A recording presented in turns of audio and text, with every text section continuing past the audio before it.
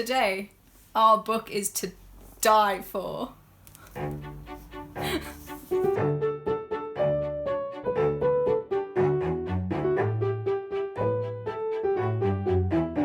The Thursday Murder Club by Richard Osman. So let's start on a note about the author, because he's quite famous. Well, at least if you've watched any BBC quiz programme, he's quite famous. He first entered the public eye in 2009, when he became the co-host of a programme called Pointless with Alexander Armstrong. He then got his own quiz programme called Two Tribes, which then stopped after like 2 seasons. Then he got another quiz programme called Richard Osman's House of Games, which sees 4 celebrities in with a chance of winning a plethora of Osman-themed prizes, from the rubbish bookends and coasters to the coveted fondue set and wheelie case. The best prize is, of course, the onesie, which I would actually murder for. So basically, while Osman is not exactly Hollywood famous, he's well known enough in the UK to have been on Taskmaster, and that's the same thing, really. So usually I cringe whenever I see a celebrity has written a book, because it's nearly always terrible. It's like a quick cash grab that they put little to no effort into, because, quite frankly, they don't need to. If you've got enough casual fame, publishers will want to publish your book, and usually in the process knock off some unknown's book they've actually put effort into from the shelf. Sometimes not too bad.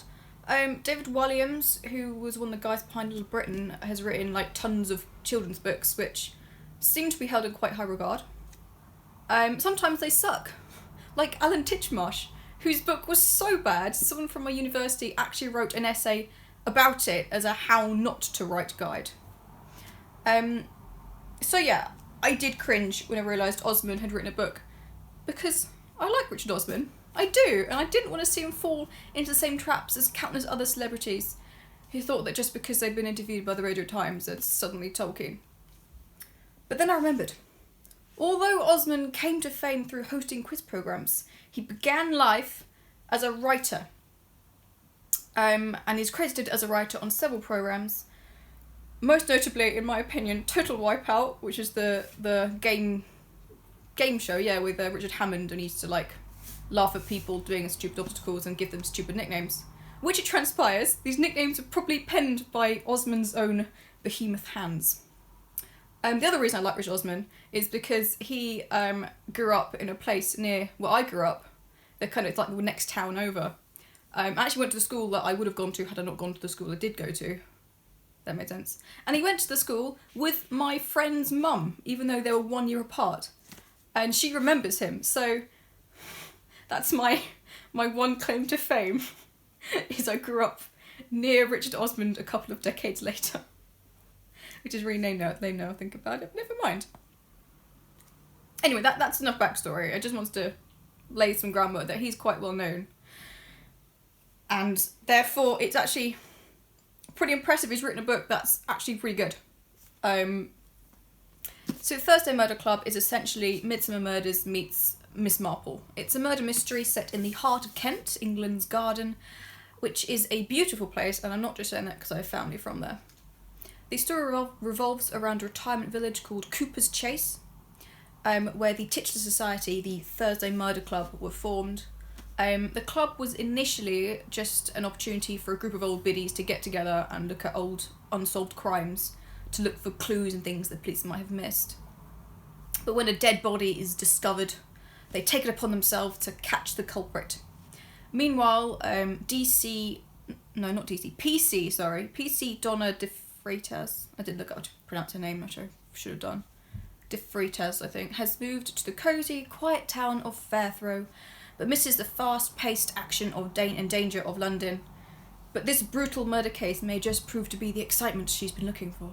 I realise I wrote that as a sort of blurb. That's not the blurb, that's just me being dramatic, never mind. So let's go into the stuff that I thought was done really, really well. The first of my pros is the prose. That's so funny. So the writing itself is really good. The prose is proficient, easy to follow, and also really funny. It could be argued that the opening chapters are slightly clunky, in that there's like literally a chapter that just tells us how an old convent got converted to Cooper's Chase. which some might find to be too much telling, not enough showing, and yes, the information could have been delivered slightly more organically through a conversation or like a pamphlet, but I didn't care because it was really well written and it was quite charming and it's important information anyway, so I do get why he did it, and I wouldn't call it a con. I think that's just different ways of looking at it. But that argument could be made, but I disagree with it. I liked the characters. Most of them are obviously oldies, and the main group, the Thursday Murder Club, are all sort of pushing 80s. They're quite old. But I liked that you got a real sense of who they were before they came to Cooper's Chase. They felt like characters who had actually aged as opposed to just old people, and there is a difference in literature, but it's difficult to pin down. But they felt like real people who just happened to be old, I suppose. I suppose Joyce, who's like, I guess the main character, is the most stereotypical oldie, because she got the white hair and she like bakes cakes and she does her shopping at M&S, which just get her rice from Lidl, so that's good. But she doesn't come across as like just an old person. She's smart and she's witty, she's quick on her feet, figuratively, and she's just as cunning as the rest of the group. So the rest of the club consists of Elizabeth, who is basically Miss Marple but a spy, I think. Ron, who was a sort of freedom fighter, protester, stand up for the underdog sort of guy. And Ibrahim, who is a retired psychologist, was so good at his job he still actually has clients come to see him occasionally. I also really like the two police characters. There was PC, Donna de Freitas, and PC, I keep saying DC because I'm used to, she's not uniform, she's not really a proper detective. And DCI Chris Hudson. So they're really fun characters to follow. I like their dynamic.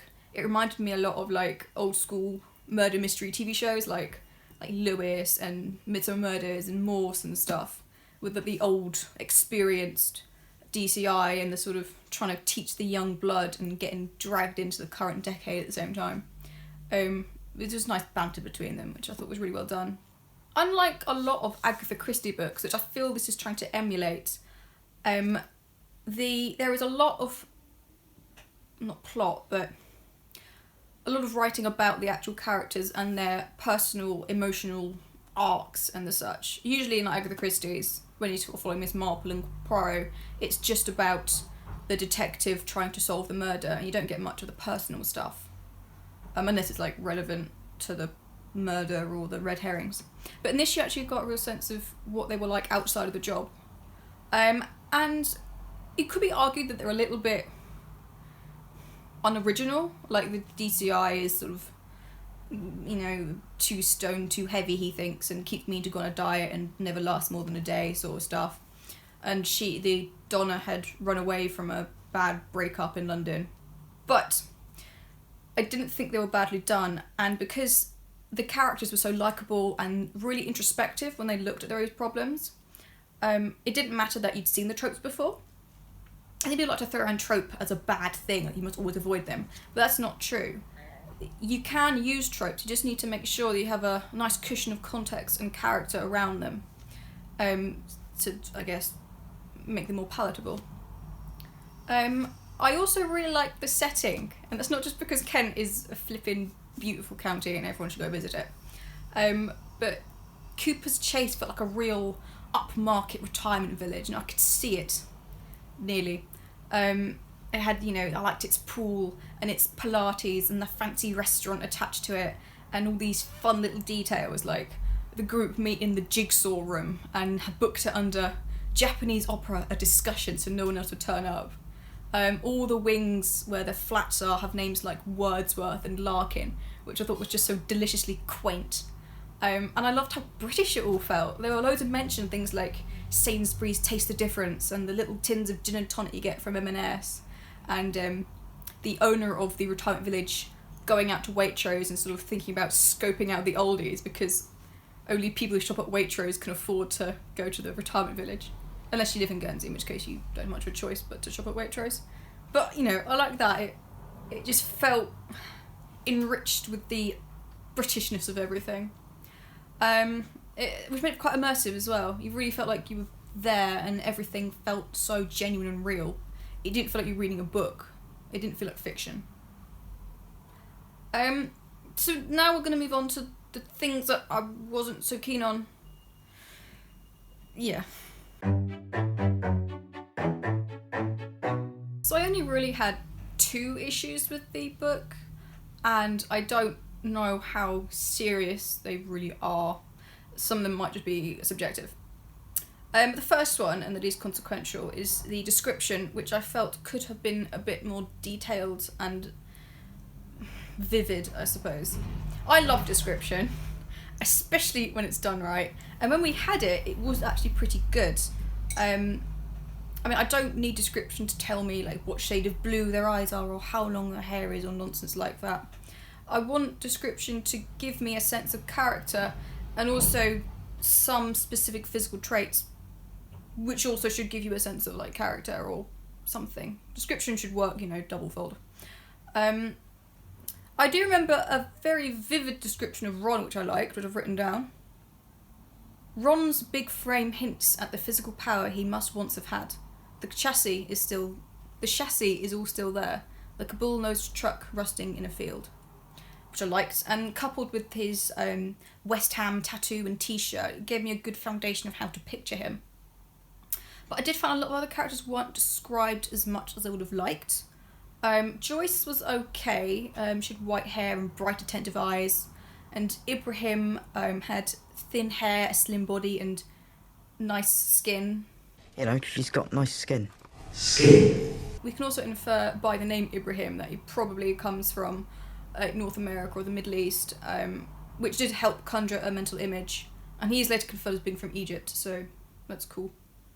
But all we're taught about Elizabeth that I can remember is that she's immaculately dressed in a tweed jacket and has the countenance of a strict teacher, which is a good description. I did like the strict teacher, but I would have liked something a bit more physically specific to her, I suppose. I didn't really get much of a idea of her like stature. Like, is she like Miss Marple? She comes across as quite frail, but is actually really steely, or is she not? I don't know.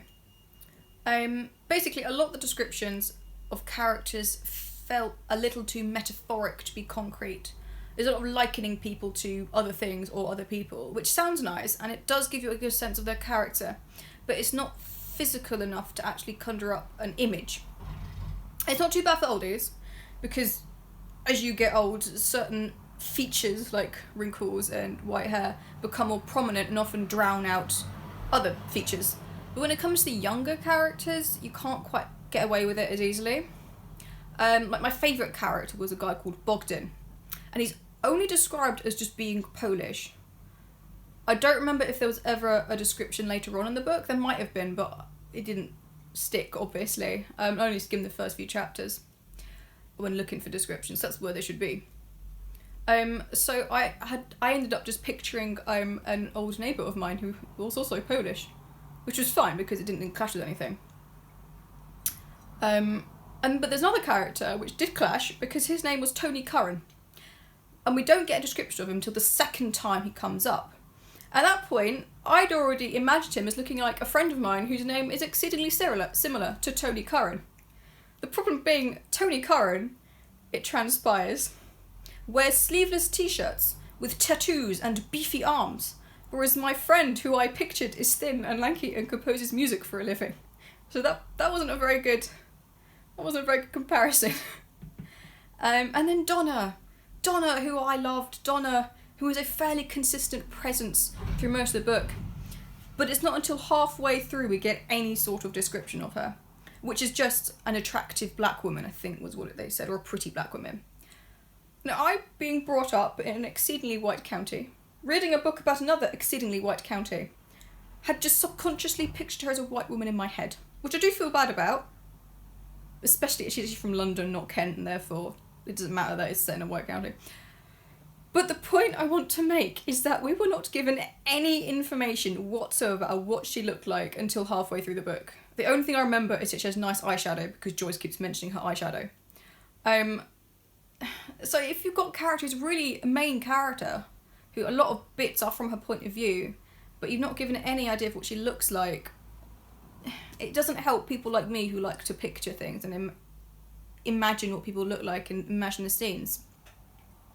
I do understand why it's quite difficult to get these descriptions in seamlessly, because you want it to be seamless, especially when it's written in the style the book is written in, which is either first person point of view for Joyce's diary entries or closed third person point of view, which is extremely loose in this. Like the narration isn't just filtered through characters' thoughts, it's affected by their thoughts as well, with like quips and emotions and just plain thoughts written into the prose itself.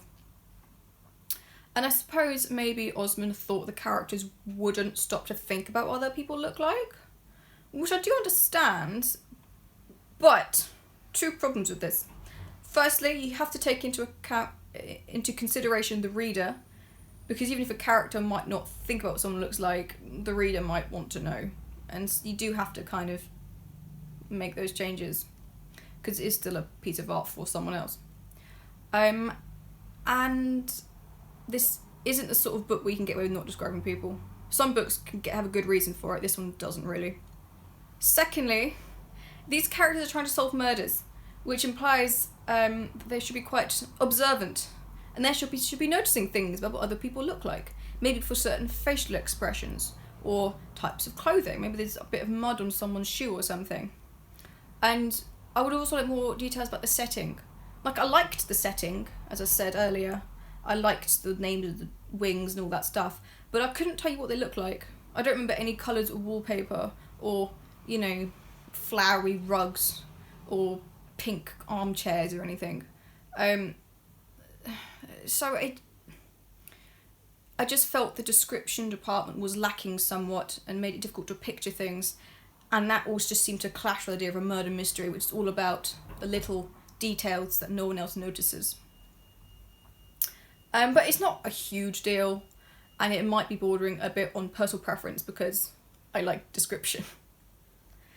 The second issue, and one that's perhaps a tad more concerning for a mystery book, is the lack of solving. There wasn't really much mental work going on. The mystery seems very much like each group, the police and the oldies, find out information via other people and then try to get information from the other group without giving information themselves. So you currently had two groups of people who only have had half the information. And the information was stuff like the existence of a photograph and financial records.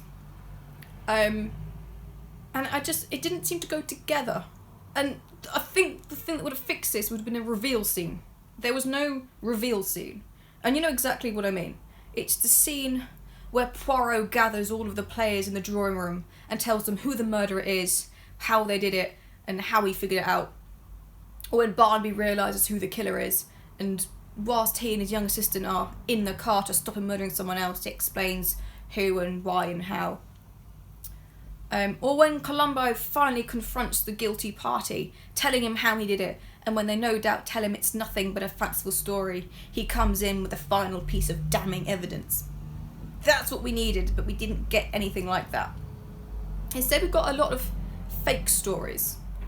It's like one of the detectives will tell someone how and why they did a crime, only for that crime to not actually have been in existence, and it was just like a hypothesis or something said to prompt the person to then say what they actually did or what actually happened, which A, confused a little bit because I lost track of what was real and what wasn't. And B, it just felt like the detectives weren't solving anything. They just sort of figured out who it was, but then did nothing else, and then the person who did any of the crimes would just then reveal all the stuff, which is a little unsatisfying. And when I look back, and I know who did what and why, I don't think I could have worked any of it out anyway. Like, there always just seemed to be a piece missing that we didn't know, which is also a little bit frustrating. Not that I ever get mysteries. I never ever solve the mystery in a book. I'm really bad at it. But it just feels like a lack of follow through. I mean, there are some clues that link characters to crimes, but none of them have that final damning piece of evidence that makes it clear beyond doubt. I mean, there are lots of twists and turns which are good, lots of red herrings to muddy the waters. But when you find out who did the first crime, the crime that starts everything, there's no way you could have known it. Like, literally, a character just says, oh, I think you did it. And the character goes, oh yeah, I did, here's how and why. And they say stuff that you thought, well, I didn't know that. And I couldn't have worked that bit out, so how did any of the other characters work it out? Because no one said how they worked it out. They would just know. So that was a bit frustrating, because I like murder mysteries. As I said, I never work it out because I'm thick, but I like them, and I like the scene where it explains everything, because I like seeing all the bits of evidence and how they actually match up. And I think, oh yeah, that makes sense. Oh, that I see why that bit's been brought in now. I need to read it again and look at all the clues and realise how they solved it. But without that happening, it may all be watertight and make sense, but because there was no character to explain it all to thickos like me, it felt a bit unsatisfying. And I guess, again, that could just be subjective because I can't work it out. But you have to take into account most people as well when you're writing a murder mystery book. So, yeah. So, no spoilery section with plot for obvious reasons.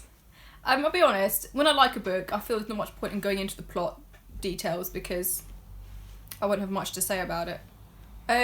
So yeah, we'll just skip straight to my final thoughts about it.